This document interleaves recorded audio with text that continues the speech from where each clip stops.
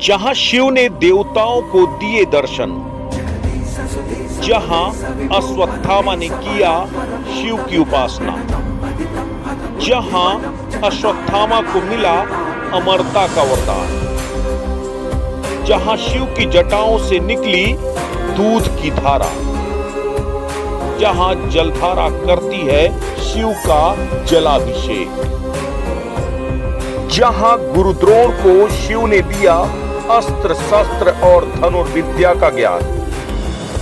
देखिए टपकेश्वर महादेव मंदिर के चमत्कार की कहानी।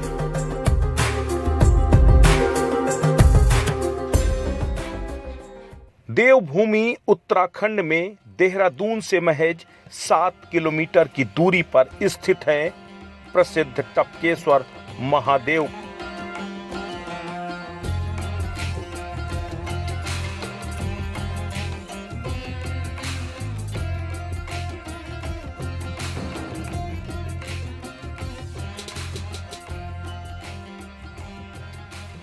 अद्भुत चमत्कारों से भरा है ये मंदिर। हजारों साल से गुफा से निकल रही अदृश्य जलधारा शिवलिंग का जलाभिषेक करती है। कोई भी परिस्थिति हो, कोई भी मौसम हो, गुफा से निकलने वाली जलधारा में जल की मात्रा कम या ज्यादा तो हो जाती है, लेकिन यह जलधारा आज तक कभी सूखी नहीं।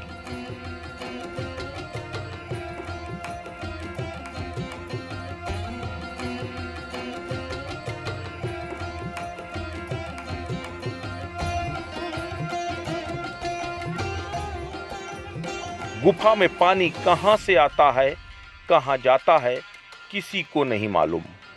गुफा से टपकने वाली बूंदें शिवलिंग पर ही क्यों पड़ती हैं, इसका रहस्य भी किसी को नहीं मालूम।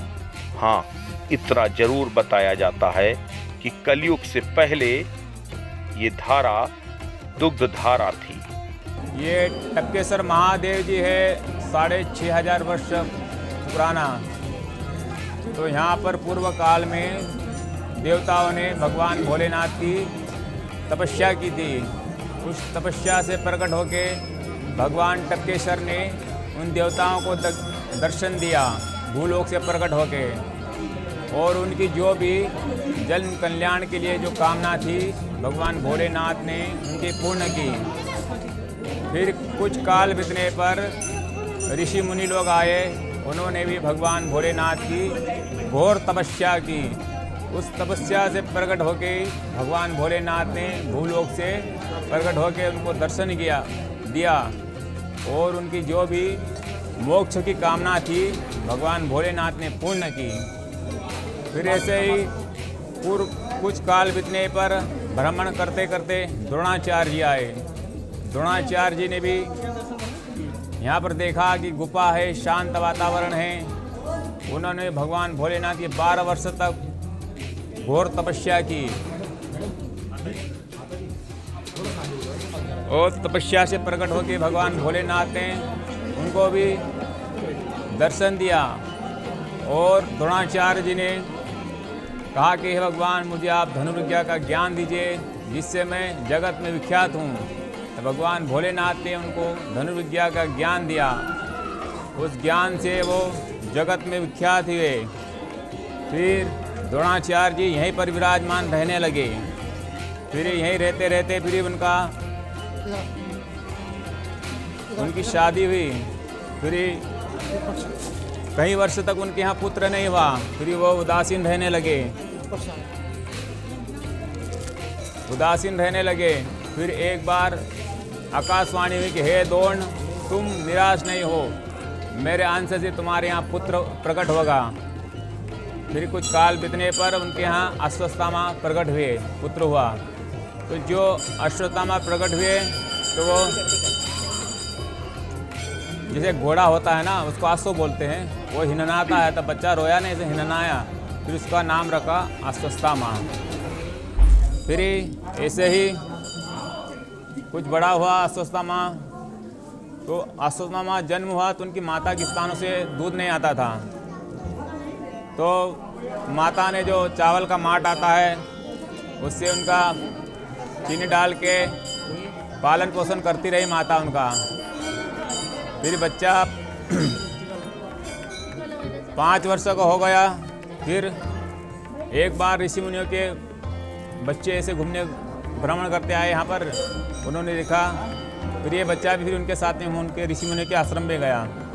फिर वो ऋषि पत्नियों ने उनको बच्चे को दूध दिया है कटोरे में भर के।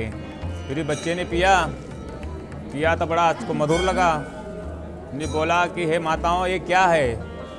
तो बच्चे ने बोला कि बेटा ये दूध है कि दूध है कि हाँ। बड़ा प्रसन्न हुआ बच्चा।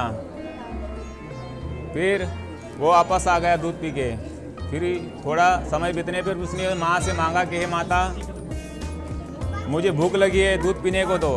माता ने वही चावल का माठ दिया कि माता दूध तो ये है नहीं। तो कहीं बेटा दूध तो यही है कि नहीं दूध तो आज मैंने पिया बहुत वर्ष में। तो बच्चा जिद करने लगा मेरे को तो दूध चाहिए। तो माता ने कहा कि तू जा भगवान भोलेनाथ के पास, तेरे को भगवान दूध देंगे। तो फिर बच्चा यहाँ आया। माता ने सोचा इसे कह देंगे बच्चे को तो बच्चा खेलने लग जाएगा। तो बच्चा फिर आया, उसने ले जाना था। हाँ। फिर बच्चे ने 6 महीने तक एक पैर पे खड़े होकर भगवान भोलेनाथ की घोर तपस्या की। फिर इस तपस्या से प्रकट होकर भगवान ने उनको दर्शन दिया। फिर दर्शन दिया और जब यहाँ दूध प्रकट होने लगा तो ये जल कहाँ से आ रहा है महाराज? ये जल तो पहाड़ से आ रहा है, इसका ये नहीं है, प्राकृतिक है जल। ये कभी नहीं सूखता है? हाँ, कम ज़्यादा होता रहता है। मेरा नाम नित्या है, पहली बार ही आए हैं। कैसा महसूस हुआ यहाँ? बहुत अच्छा लगा। मैं सचिन पहली बार आए। यहाँ मैंने दर्शन करे।